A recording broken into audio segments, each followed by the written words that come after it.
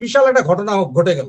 হঠাৎ করে শিলং সালাউদ্দিন নামে যাকে পরিচিত, যার কথা আপনি দুদিন আগেও বলেছিলেন একটা চ্যানেলে, ওনাকে স্বরাষ্ট্র মন্ত্রণালয় থেকে সরিয়ে অন্য মন্ত্রণালয়ে দেওয়া হলো।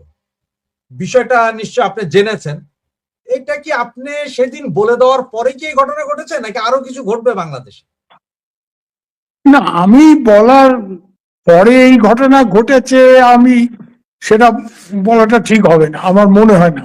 মানে আমি কোনো সময় নিজের ব্যাপার মানে ওভার এমফাসাইজ করাটা পছন্দ করি না। আর একটা জিনিস রাশেদ আমি বলি, আমি বিলো দ্য বেল্ট হিট করি না কোনো সময়। বা সোজা কথা বলতে গেলে যেটা, যে সালাউদ্দিন সাহেবকে নিয়ে সেই দিন আমি একটা টক শোতে যে মন্তব্য করেছিলাম, এবং আই এক্সপোজড হিজ মানে স্টে ইন শিলং বা উনি কি ব্যাপার ট্যাপার, কেন জানো?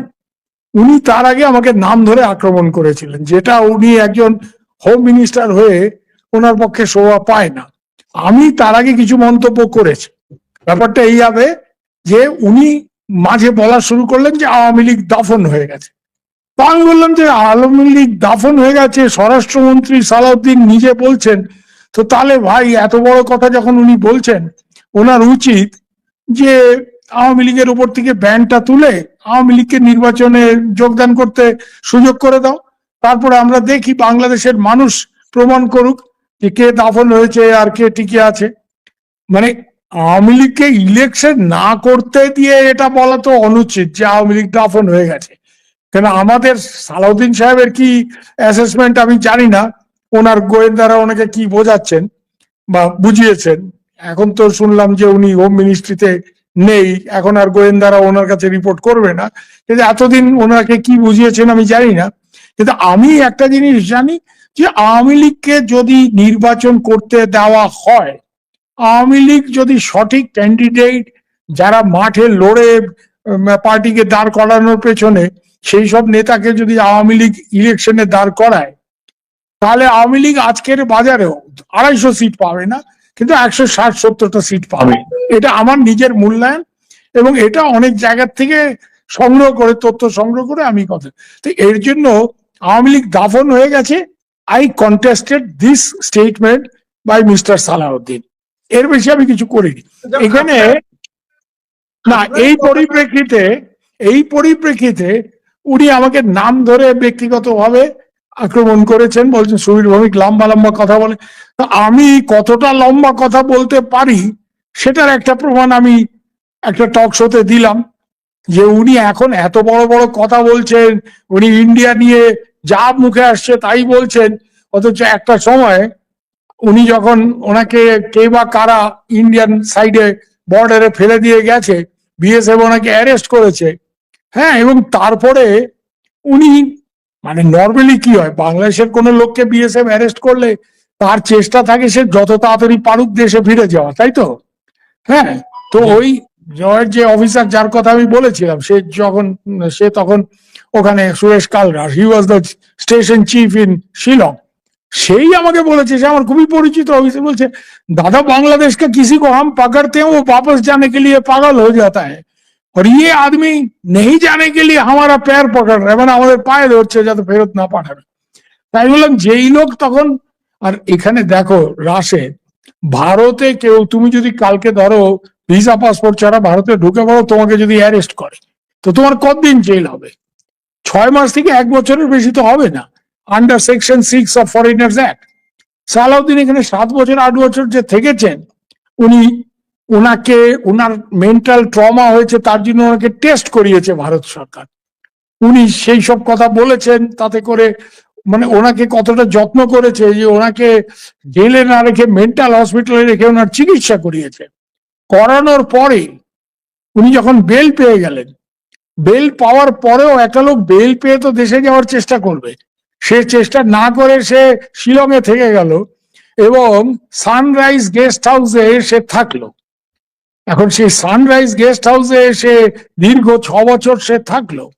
এটা ভারত সরকারের কোঅপারেশন, উনি চেয়েছেন, ভারত সরকার ওনার সাথে কোঅপারেট করেছে, এবং আমি যতটুকু জানি এই পুরো ব্যাপারটা।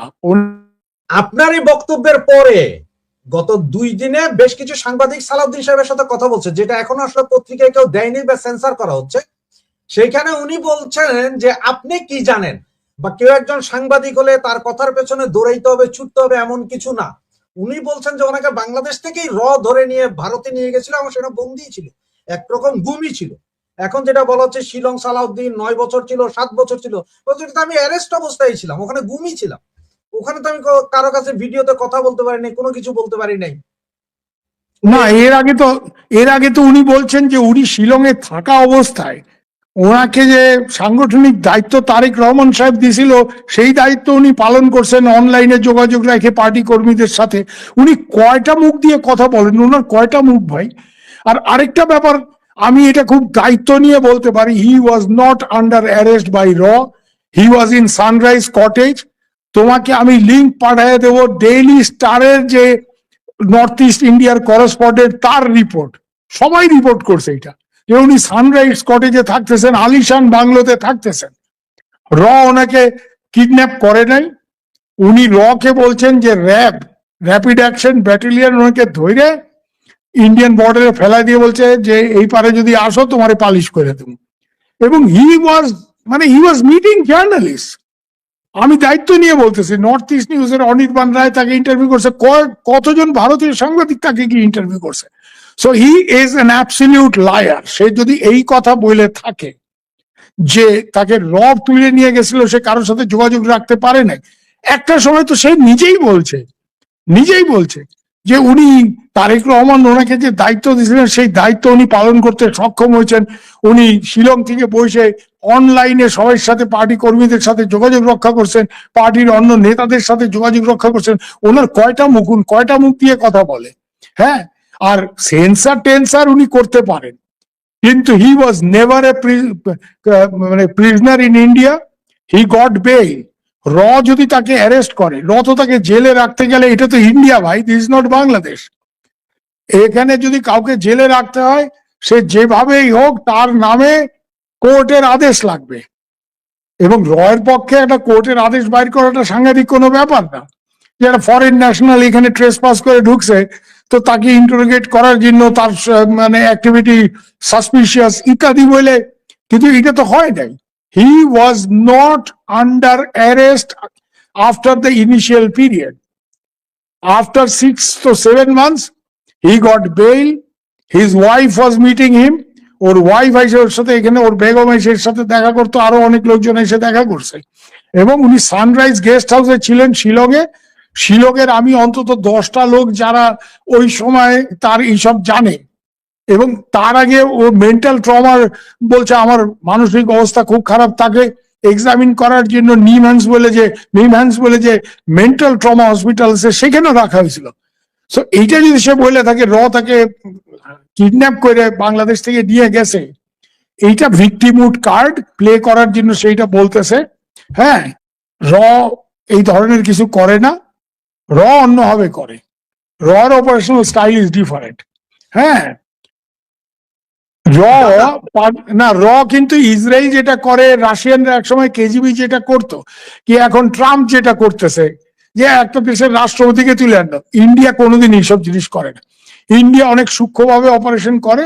ইন্ডিয়া যেটা করবে, ইন্ডিয়া এরা যে বন্ধুত্ব করার চেষ্টা করবে প্রথম। এটা একেবারে কৌটিল্যর নীতি, সাম ডাম দণ্ড হয়, যে পাইলে উসকো দোস্ত বানালো। তো দোস্তি যদি করতে না হয়, তারপরে অন্য সেসব প্রলোভন সেগুলি। আর লাস্টলি কিছু না হইলে তাকে ডিসক্রেডিট করা। ভাই, তোমাদের বাংলাদেশের পলিটিশিয়ানদের ডিসক্রেডিট করা যে খুব কঠিন কাজ তা তো না, সবাই নানা রকম সমস্যা আছে, এবং এগুলি যে আমাদের লোকজন জানে না তা তো না। তো সালাউদ্দিন সাহেবের কি সমস্যা এগুলি আমরা জানতাম। তো যাই হোক, প্রশ্ন হচ্ছে he did not want to go back, and today if he saying যে র তাকে কিডন্যাপ করে নিয়েছে, আই এম টেলিং ইউ, দায়িত্ব নিয়ে আমি বলছি, he is a first rate liar. এবং ওনার কথা, উনি হোম মিনিস্টার থাকা অবস্থা ওনার গোয়েন্দা প্রধানরা বিশ্বাস করতে, উনি আসলে খুব বিপদে পড়ছেন। উনি বিপদে পড়ে এইসব আবল তাবল কথা বলছেন। এবং ওনার গভর্নমেন্ট যে ব্যাপারটা সিরিয়াসলি নিছে, এটা আমার কোনো ব্যাপার না, কিন্তু গভর্নমেন্ট যে এই ব্যাপারটা সিরিয়াসলি নিছে, আমরা যে এই ব্যাপারটা পাবলিক ডোমেইনে আনছি, এটার প্রমাণ হচ্ছে তাকে তো হঠাৎ করে নাইলে হোম মিনিস্ট্রি থেকে সরানোর কোনো কারণ নাই। সে তো তারেক সাহেবের কাছের লোক বলেই পরিচিত, এবং সে তো নিজেকে ডেপুটি প্রাইম মিনিস্টার হিসেবে জাহির টাহির করা, হ্যাঁ, বড় বড় কথা মানে বলার, মানে দুইজন লোক এই মিনিস্ট্রিতে আছে হবে ভাবে তো মনে হয় তারাই prime minister, not Tarique Rahman. একজন খলিল, হ্যাঁ, ফরেন মিনিস্টার, একজন সালাউদ্দিন, মানে এরাই প্রাইম মিনিস্টার, এর কোনো হাব্বা। That he has been removed, এটা নিশ্চয়ই এক নম্বর তারেক রহমান নিশ্চয়ই তার কার্যকলাপে বিরক্ত। দুই নম্বর হচ্ছে তারেক রহমান এই যে মানে ব্যাপারটা হচ্ছে, এটা নিজের সরকারের উপর যাতে না বর্তায় তার জন্যই নিজের সরকারকে ইনসুলেট করার জন্য এই কন্ট্রোভার্সির থেকে সে ওনাকে সরায়, যে হোমে না থাকলে আর সে এইসব আউল তাউল কথা বলার সাহস পাবে না, বা বলবেও না, বলার সুযোগও থাকবে না। হ্যাঁ, এখন সে ওই ইএফএ নিয়ে ব্যস্ত হইতে হবে তাকে। তাকে তো এলজিআরডি তে যদি দেয় তো তাহলে ওই সামনে ওই সব ইউনিয়ন পরিষদের নির্বাচন এইগুলি নিয়ে তাকে ব্যস্ত হইতে হবে। তার তো আর হাতে হোম থাকবে না, পুলিশ থাকবে না। কিন্তু তার নিজের পুলিশ কর্তারা, তার নিজের গোয়েন্দা বিভাগের মানে লোকজন আমাকে ফোন করে, মানে serving officers of his organisation, যার বস উনি, তারা আমাকে বলছেন দাদা দিছেন, কাপাইলেছেন, এই করলেছেন, মানে দে হ্যাভ বিন কনগ্রাচুলেটিং। আমি বলছি আমাকে congratulate, I have just told the truth. আমি যতটুকু সত্যটা জানি, এটাই আমার কাজ সাংবাদিক হিসেবে। রাজনীতিবিদরা তাদের কাজ হচ্ছে সবসময় মিথ্যা কথা বলা, 90% occasion out of 100 they are lying. Salahuddin যদি এইটা বলে থাকে যে র তাকে কিডন্যাপ করে নিয়ে আসছে, he is a first rate liar. He was not kidnap, he was begging র অফিসার হামকো वापस मत भेजिए, আমাকে ফেরত পাঠান, ডোন্ট সেন্ড মি ব্যাক। এবং উনি তো সবার সাথে দেখা দেখা করতেন। উনি সানরাইজ গেস্ট হাউসে কেন রাখবে তাকে? তাকে তো জেলে রাখবে। তাইলে তাকে যদি র কিডন্যাপ করে নিয়ে রাখে তাহলে হয় জেলে রাখবে, অথবা রয়ের যেসব সিক্রেট সেল আছে, হ্যাঁ, যেগুলো নিয়ে বাংলাদেশে অনেক চর্চা, রয়ের আয়না ঘর এইসব বলে না, যে রয়ের এরকম এই সেই, হ্যাঁ, র নিয়ে তো বাংলাদেশে এমন একটা কথাবার্তা, আমি তোমার দুইটা গল্প বলি, মানে তুমি শুনলে খুব মানে হাসবা। হ্যাঁ, আমার এক বোন আছে, ওর নাম হচ্ছে আয়েশা, ও কুমিল্লা মহিলা লীগের সাংগঠনিক সম্পাদিকা। কিছুদিন আগে জেল থেকে ছাড়া পাইছে, 4-5 মাস জেল খেটে। সে আমারে একবার একটা গপ্প বলে, তার একটা নামটা আমি ভুলে গেছি, শাকিল না সাবির এরকম একটা নাম। বলে দাদা, আমাদের কুমিল্লায় এক বেটা নিজের বুক ফুলে রয়ের লোক বইলে সে আওয়ামী লীগের লোকের কাছ থেকে চান্দা নেয়, সে তোমাকে টিকিটের ব্যবস্থা করে দেব। তো এইটা শুনে রয়ের এক অফিসারকে আমি যখন এই ঘটনাটা বলছি, পাঞ্জাবি লোক, সে বাংলাদেশে পোস্টেড ছিল, তো সে বলে ক্যা বাত বল রে আপ? আমি বললাম হাম, তো সে আমার এই বোনকেও চেনে। আমি বললাম হাম নেই বল রা, ইয়ে আয়েশা বলা হয়, এটা আয়েশা বলছে। বলছে আয়েশা তো ঝুট নেই বলে, আমি বলছি আয়েশা এটা বলছে।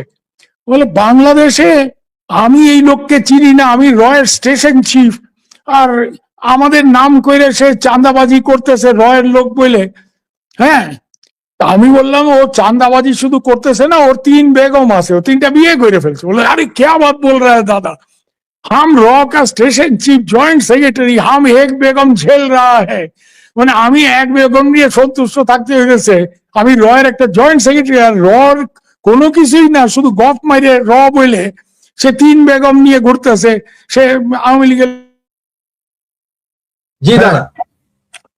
তাহলে ওই যেখান থেকে বলতেছিলাম ওই গল্পটা, তো তাহলে রাশেদ, মানে এইটা একটা ছোট গল্প তোমাকে বললাম, কিন্তু এটা ঘটনা যে যে রয়ের আসলে স্টেশন চিফ সে কিছুই জানে না, আরেক লোক সে বইলে বেড়াইতেছে আমি রয়ের লোক, আমি ইন্ডিয়ানদের খুব কাছের লোক, এবং সে বিভিন্ন লোকের দিকে চান্দা টান্দা তুলতেছে, এবং এত চান্দা টান্দা তুলছে, এত ধনী হয়ে গেছে যে তার 3 বেগম করে ফেলছে। और रॉय लोग बोलते हैं हम खुद रॉ का आदमी होके एक बेगम लेके बैठा है और ये 3-3 बेगम लेके घूमता है। तो माने बांग्लादेश तो माने র সবই করে, র খাটের নিচে, চোখের নিচে, হ্যাঁ, মানে র সবই করতেছে, যেখানে যা মার্ডার হইতেছে, ইউনুস সাহেবের আমলে মব হয়েছে, এগুলি র সবই র করে। ওগুলি বলে লাভ নেই। তো সালাউদ্দিন সাহেব, আমি খুব দায়িত্ব নিয়ে বলতেছি যে ইজ এ লায়ার। উনি, ওনাকে বাংলাদেশের কেউ নিয়ে ওইখানে ফেলায় আসছিল, উনি নিজে ক্রস করেন নাই বর্ডার, এটা আমি বলবো। যে কোনো কারণেই হোক বাংলাদেশের নিরাপত্তা বাহিনীর লোকজন, তাদের একটা ধারণা ছিল যে সালাউদ্দিন সাহেব বিএনপির সাথে এক্সট্রিমিস্ট গ্রুপগুলি জেএমবি টেমবির যোগাযোগ রাখে। ওই সময়টা রাশেদ তুমি মনে করে চেষ্টা করো যে খুব আক্রমণাত্মক মানে ব্যাপার হচ্ছিল, মানে বিএনপি ওই জ্বালাও পোড়াও ওই সব চলছিল। সো পারাস বাংলাদেশ সিকিউরিটির কোন লোকজন এইরকম একটা কিছু করছে এবং নিয়ে ইন্ডিয়াতে ফেলাইছি। ইন্ডিয়া ন্যাচারালি ট্রেস পাসের কেস দিছে তার আগেছে, তারপরে সে নিজে যে আমাকে ফেরত পাঠায় না। আচ্ছা দাদা, এইদিকে রয়ের চিফ আসলো 3 দিন আগে বাংলাদেশে, আরো 3জন আসছে। ওনারা আসছেন প্রধানমন্ত্রী এবং বিভিন্ন মন্ত্রীদের সাথে হাই প্রোফাইল বৈঠক করলেন, করার পরে হঠাৎ করে আজকে দেখছি উল্টা পাল্টা। সালাউদ্দিন সাহেব নাই, অ্যানি সাহেব স্বরাষ্ট্র প্রতিমন্ত্রী হলেন, সম্ভবত আপনার আগের এলজিআরডির মিনিস্টার যিনি আছেন মির্জা ফখরুল, উনি হয়তো রাষ্ট্রপতি হবেন। আবার এদিকে শুনছি তারেক জিয়া ব্রিক্সের সম্মেলনে যাবেন না, তবে উনি এমনি দ্বিপাক্ষিক কোন মিটিং এ দিল্লিতে যাবেন। সবকিছু মিলিয়ে এদিকে শোনা যাচ্ছে আবার শেখ হাসিনার বিরুদ্ধে মামলাগুলো স্থগিত হতে পারে। বিষয়টাকে কেমন করে দেখছেন? না, রয়ের চিফ 3জন সিনিয়র অফিসার নিয়ে ওখানে গেছে, সে তো আর টাঙ্গাইলে চমচম খাওয়ার জন্য যায় নাই বা কুমিল্লার রসমালাই খাইতে যায় নাই। সে এখানে গেছে ডেফিনেটলি একটা উদ্দেশ্য নিয়ে গেছে, এবং সেটা মূলত আমি যতটুকু বুঝি শেখ হাসিনা দেশে ফিরলে তার সিকিউরিটির ব্যাপারটা সুনিশ্চিত করা, যাতে তার উপর হামলা টামলা না হয় বা তাকে তৎক্ষণাৎ ফাঁসি টাসি না দেওয়া হয়, এরকম একটা মানে ব্যাপার বোঝার জন্য, মানে সরজমিনে ব্যাপারটা বুঝে আসার জন্য যে কি দাঁড়াবে। 2 নম্বর হচ্ছে তারেক সাহেবের দিল্লি আসা নিয়ে একটা জল ঘোলা হইতেছে। প্রথমে তাকে ইনভাইট করাইছে প্রাইম মিনিস্টার, তারপরে আমাদের এখানে লোকজনের ধারণা হয়েছে যে হয়তো তারেক সাহেব বাংলাদেশে যে একটা অ্যান্টি ইন্ডিয়ান ইকোসিস্টেম, তাদের চাপ, এই জামাত টামাত এনসিপি হইচই, এর জন্য হয়তো উনি সরাসরি আসতে চাইতেছেন না ইয়েতে দিল্লিতে। এই জন্য ওনাকে বিমস্টেকের চেয়ারম্যান হিসেবে ইনভাইট করছে, যাতে উনি বলতে পারেন যে উনি একটা মাল্টিলেটারাল ফোরামের মিটিং এর জন্য যাইতেছেন। এখন এইটা নিয়েও আপত্তি যে ওনাকে কেন বিমস্টেকের। তো আমাদের লোকজনের বক্তব্য হয়েছে we want to bring you to Delhi, তো তুমি যেটাতে কমফোর্টেবল সেটা বলো আমাদের। এবং এর জন্য লক্ষ্য করো যে ওনার সাথে ওনার সাথে পরাগ জৈন রয়ের চিফের কথা হয়েছে কিনা আমার জানা নাই, কিন্তু ডেফিনেটলি আমাদের রাষ্ট্রদূত দীনেশ ত্রিবেদীর সাথে কথা হয়েছে, ওগুলি ছবিও বেড়েছে। এবং এরপরেই দীনেশ ত্রিবেদী কিন্তু মোদিজিকে ব্রিফ করার জন্য দিল্লি ছুটে গেছেন। এই ব্যাপারগুলি আছে। আর ইন্ডিয়ার মেইন একটা ব্যাপার আছে, এটা যে বাংলাদেশে একটা প্রপার ডেমোক্রেসি ফিরে আসুক, আওয়ামী লীগের উপর থেকে ব্যানটা উঠায় নাও। এটা আমরা বার্মিজ যে জুনটার যে প্রধান, এখন যিনি রাষ্ট্রপতি, এতদিন আর্মির চিফ ছিলেন জেনারেল মিং অংলাইন, যখন ইন্ডিয়াতে আসছিল তাকেও আমরা এই কথা বলছি যে তোমার দেশে এই যে গৃহযুদ্ধ চলছে, এটা নিরসনের একমাত্র পথ হয়েছে তোমরা এই মারামারিটা বন্ধ করে সবগুলি দল যারা যুদ্ধ করতেছে, যে সব আঞ্চলিক দল বা অন্যরা, তাদেরকে টেবিলে বসাও। টেবিলে বসায় বাংলাদেশে একটা সুস্থ, বার্মাতে বা মায়ানমারে একটা সুস্থ গণতন্ত্র ফিরে আনো। সেনাবাহিনী তার কাজ করবে, সেনাবাহিনী সীমান্তে থাকবে, সেনাবাহিনী ব্যারেকে থাকবে, কিন্তু সরকারটা একটা প্রপার ডেমোক্রেটিকলি ইলেক্টেড গভর্নমেন্টের হাতে দাও। তো এটা ইন্ডিয়া সবাইকেই বলে। ইন্ডিয়া এই ব্যাপার পাকিস্তানের ক্ষেত্রে বলছে। পাকিস্তান, মায়ানমার বা অনেক সময় বাংলাদেশও তো এই লাইনেই না।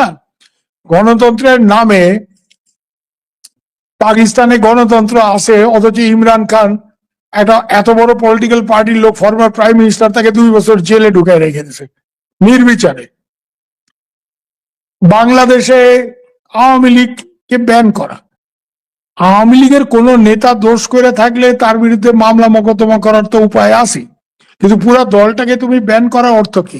ভারতে আজকে কংগ্রেস ইলেকশন হেরে গেছে 2014-তে, 12 বছর Congress is out of power.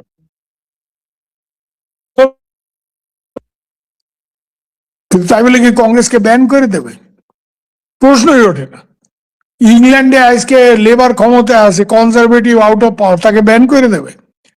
তো আওয়ামী লীগ তো কোনো 1 হুজুর 2 হুজুরের এই নেজামত খেলাফত টাইপের দল না রে ভাই। Awami League is a major political party. Awami লীগের উপর ব্যানটা যতক্ষণ না তুলবে ততক্ষণ বাংলাদেশের স্থিতিশীলতা ফেরা সম্ভব না। ওই জুলাই বিপ্লবীরা যে যাই বলুক, হ্যাঁ, ওগুলি বলে কোনো লাভ নাই। তো this is what India has try to convey.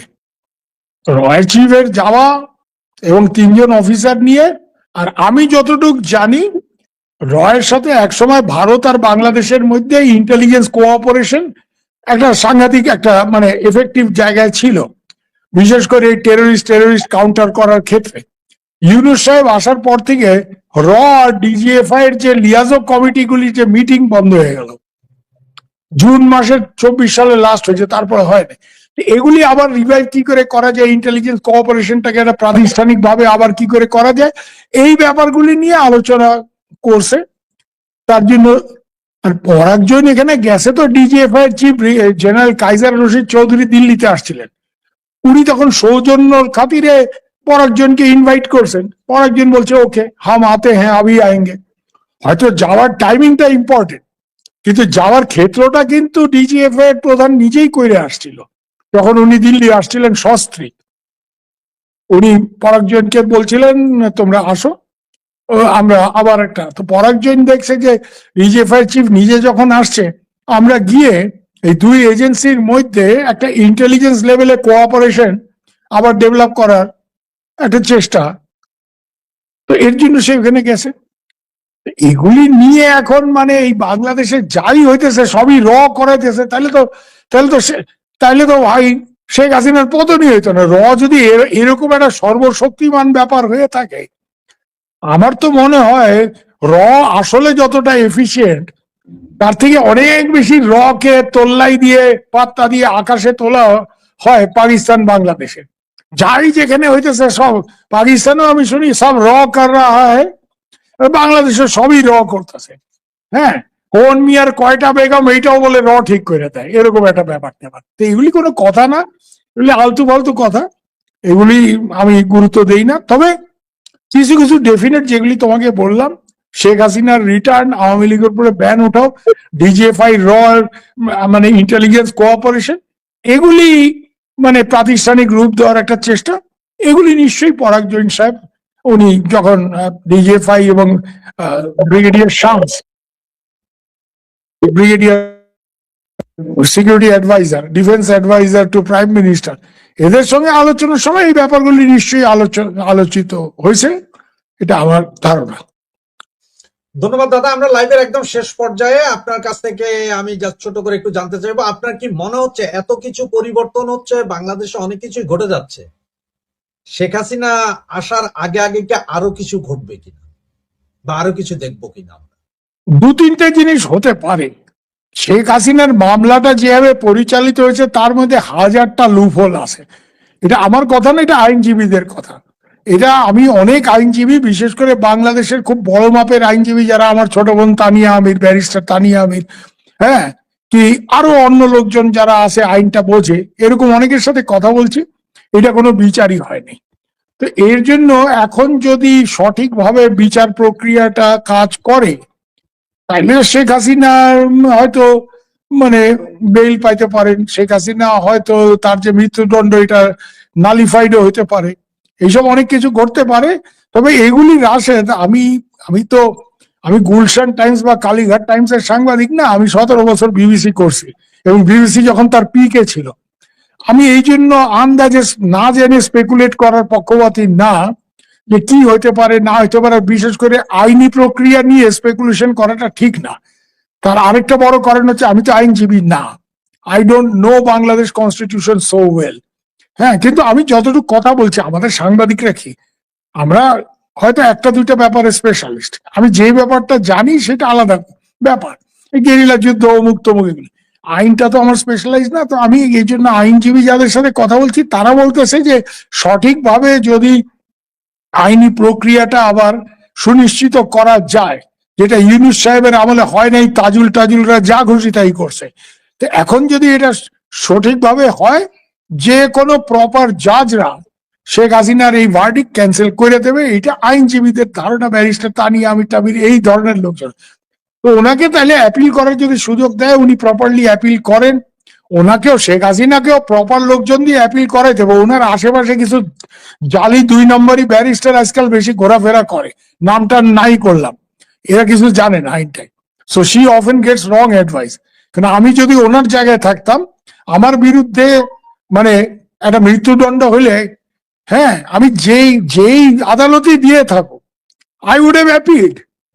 অন্য দেশে বসেও তো আমি অ্যাপিল করতাম। শেখ হাসিনা এই অ্যাপিলটা কেন করেন নাই, এটা কিন্তু যারা আইনজীবী তারা মনে করেন এটা দুর্বলতা, কিন্তু ওনাকে তো অনেক আজে বাজে লোক, 2 নম্বরই ব্যারিস্টার অনেকে বাজারে ঘুরতেছে, তারাও আজে বাজে বোঝানো লাগে। তো ওনাকে মানে প্রপার লিগ্যাল কাউন্সিল নিয়ে উনি যদি ফাইট করেন, আর বাংলাদেশের আদালত যদি আইনটাকে সঠিকভাবে আইনের মতো করেই প্রণয়ন করে, তাইলে শেখ হাসিনা আইনের স্বাভাবিক প্রক্রিয়ার গুণেই ছাড়া পাইতে পারেন, বেল পাইতে পারেন, ওনার মৃত্যুদণ্ড নাকচ হতে পারে। এটার জন্য যে র এখানে গিয়ে এটা করায় ফেলতেছে, আই ডোন্ট বিলিভ দিস।